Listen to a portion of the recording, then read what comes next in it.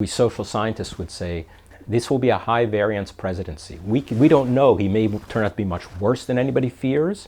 He could turn out to be much better than anybody hopes. We just don't know, in part because he's never been a public servant. Right. I mean, presidents have done many different things in life. President Eisenhower was a general. He was not a politician. But they've all served the public in some capacity.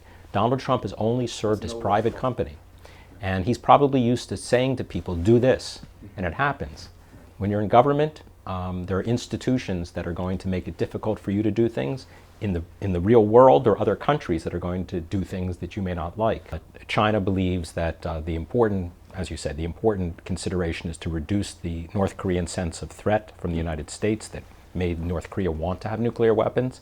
The United States' view is that the United States does not pose a serious threat, and that because China is such an important partner of North Korea, most importantly economically, that China has the leverage to pressure North Korea. So I think going forward, it's going to be important for the U.S. and China to have a serious dialogue, continuing a dialogue, but really to deepen the dialogue about how much the Chinese could do. If China believes that it is doing everything it can to pressure North Korea, then they should make clear to the United States that that's the case, can make a convincing presentation to the American side. And on the American side, I think the Americans need to share with the Chinese U.S.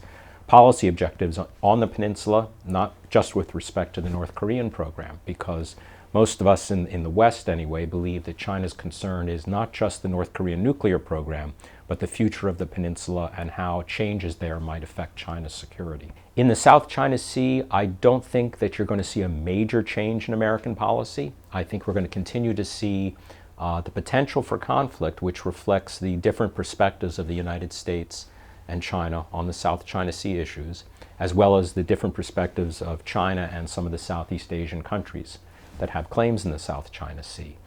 I think the American position has been, even before the rebalance, and will continue to be, based on certain principles, the principle of freedom of navigation in international waters, the principle of using peaceful means for resolving lingering territorial and sovereignty disputes, and also for the United States anyway, honoring its alliance commitments. So it doesn't matter who's president. Those considerations will affect every president. Some presidents may focus on it and talk about it more publicly than others, but President Bush before Obama, President Obama, and I think President-elect Trump all would see those as their bottom lines for Asia-Pacific policy and policy in the South China Sea. I would say the important thing is to search for areas of cooperation. The Obama administration was very good on this. Many areas the U.S. and China strongly disagree. Human rights, issues like that. Some areas of climate change for a while, but we worked on the areas where cooperation could be realized.